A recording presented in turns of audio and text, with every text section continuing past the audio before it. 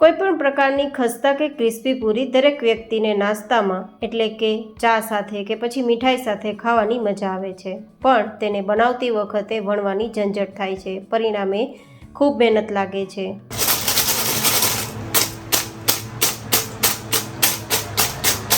તો તમે જે અવાજ સાંભળી રહ્યા છો ને તેટલી ક્રિસ્પી વણવાની ઝંઝટ વગર ઓછા સમયમાં ઘણી બધી મુઠ્ઠી વાળતા ભૂકો થઈ જાય તેવી પણ આ પૂરી મેંદાથી નહીં, ઘઉંના લોટથી નહીં, રવાથી નહીં પણ અલગ રીતે તૈયાર થશે, જે તમે કદાચ ક્યારેય નહીં ખાધી હોય। તો ચલો રેસીપી શરૂ કરીએ। તો જેમના માટે લેશું આપણે અડધી વાટકી જેટલી ચણાની દાળ। આ દાળને પહેલાં ધોઈ લેવાની છે અને પછી પાણીમાં પલાળી દેવાની છે, જ્યાં સુધી દાળના 2 ભાગ ના થઈ જાય, 2 ટુકડા ના થઈ જાય ત્યાં સુધી। તમે ગરમ પાણીમાં 4-5 કલાક માટે પલાળી શકો અથવા આખી રાત્રિ પણ પાણીમાં પલાળી શકો, તમારી પાસે જે રીતે સમય હોય તે રીતે। હવે આપણે આ દાળ પલળી ગઈ છે તો તેમાંથી પાણી કાઢીને તૈયાર રાખવાની છે।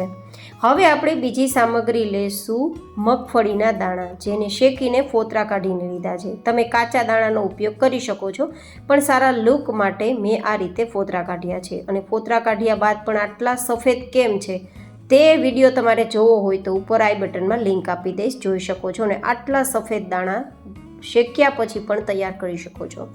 હવે આ દાણાને માત્ર અધકચરા વાટવાના છે, એટલે કે આપણે એક દાણાના 4 ટુકડા થાય તેટલા, બહુ વધારે ભૂકો ના થાય તેના માટે મેં આ રીતે ખારણી દસ્તારનો ઉપયોગ કર્યો છે। તમે મિક્સર જારનો ઉપયોગ કરતા હોય તો બસ ટુકડા થાય તેટલે સુધી ગ્રાઇન્ડ કરવાનું છે। હવે આપણે ગેસ ફ્લેમ પર 2 કપ જેટલું પાણી ગરમ કરીશું। અહીંયા મેજરિંગ કપનો ઉપયોગ કરી શકો, ઘરમાં રહેલી વાટકીનો ઉપયોગ પણ કરી શકો, માપ પરફેક્ટ હોવું જરૂરી છે તેના માટે।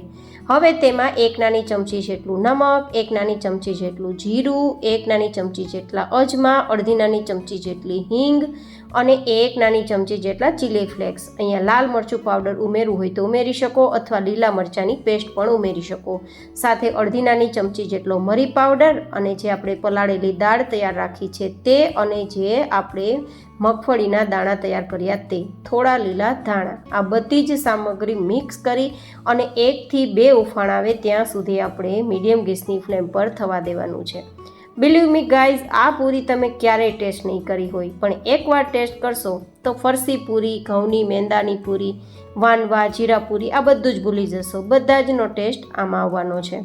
હવે પાણી ઉકળી ગયું છે તો 2 કપ જેટલો ચોખાનો લોટ મિક્સ કરી દઈશું। ઘરે પણ ચોખાને મિક્સરમાં દળીને તૈયાર કરી શકો છો અથવા પ્રોવિઝન સ્ટોરમાં પણ લોટ તમને આરામથી મળી જશે। હવે આપણે ગેસની ફ્લેમ બંધ કરી દેવાની છે અને આ બધું જ સરસ મિક્સ કરવાનું છે। એન્ડ હા ગાઈઝ, આ પૂરી મેં જાતે ક્રિએટ કરેલી છે, તો મારું આ ક્રિએશનનું શું નામ રાખી શકાય, એટલે કે આ પૂરીનું શું નામ રાખી શકાય તે મને કોમેન્ટ બોક્સમાં લખીને જરૂર બતાવજો। તો આ રીતે બધું ભેગું થઈ ગયું છે તો આપણે એક્સ્ટ્રા વાસણમાં લઈ લેશું, જેથી ફટાફટ ઠંડુ થઈ જાય। એન્ડ હા ગાઈઝ, ચોખાનો લોટ છે ને ફટાફટ ખેંચાવા લાગે છે, તો થોડું હુંફાળું ગરમ હોય ને ત્યાં જ તમારે આ રીતે હાથથી મસળતું જવાનું છે અને રોટલીનો જેવો લોટ હોય ને તેવો લોટ આપણે તૈયાર કરવાનો છે।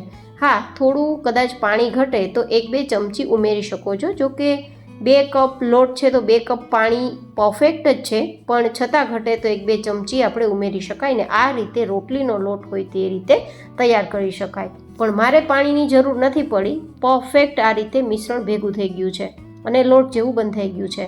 તો હવે હું તમને આ રીતે લુઓ કરીને બતાવું, જો આરામથી લુઓ તૈયાર થઈ જાય છે અને હાથમાં પણ નથી ચીપકતો। જો વધારે પાણી મિક્સ કરશો ને તો હાથમાં ચીપકશે અને પૂરી તૈયાર કરવામાં મજા નહીં આવે અને લાંબા સમય સુધી ક્રિસ્પી પણ નહીં રહે।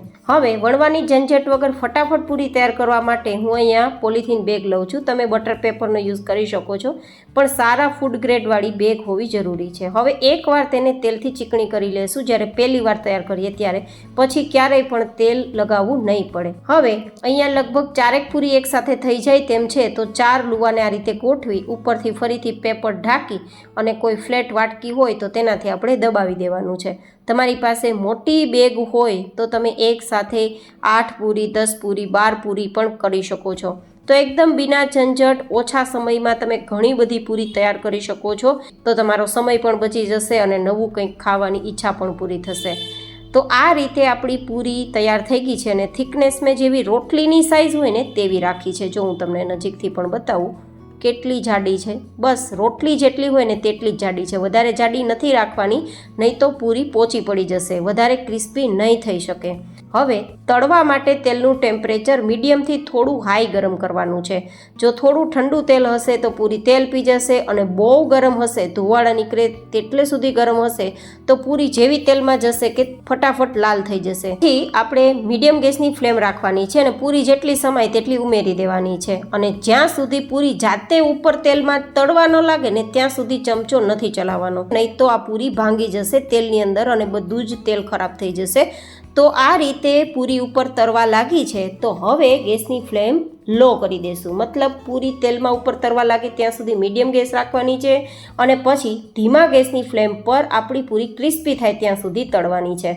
હવે તમને જો આ બધા જ તેલમાં બબલ્સ દેખાય છે ને, તે બબલ્સ બધા જ તેલમાં બેસી જશે, મતલબ બબલ્સ થવાનું બંધ થઈ જશે, ત્યારે સમજવાનું કે પૂરી ક્રિસ્પી થઈ ગઈ છે. તો આજ મેં તમને ઘણી નાની મોટી ટિપ્સ બતાવી છે કે પૂરી તળવા માટે કેટલું તેલનું ટેમ્પરેચર હોવું જોઈએ, ગેસની ફ્લેમ ક્યારે મીડિયમ હોવી જોઈએ, ક્યારે લો હોવી જોઈએ, જેથી પૂરી તેલ પણ ના પીવે અને ક્રિસ્પી થાય. તો આ રીતે તૈયાર થયેલ પૂરી તમે જોઈ શકો છો. હવે તેલમાં બિલકુલ બબલ્સ નથી થતા, મીન્સ આપણી પૂરી ક્રિસ્પી થઈ જ ગઈ હશે. તો તેલમાંથી પૂરી બહાર કાઢતા જ પૂરી ઉપર બિલકુલ તેલ પણ નથી.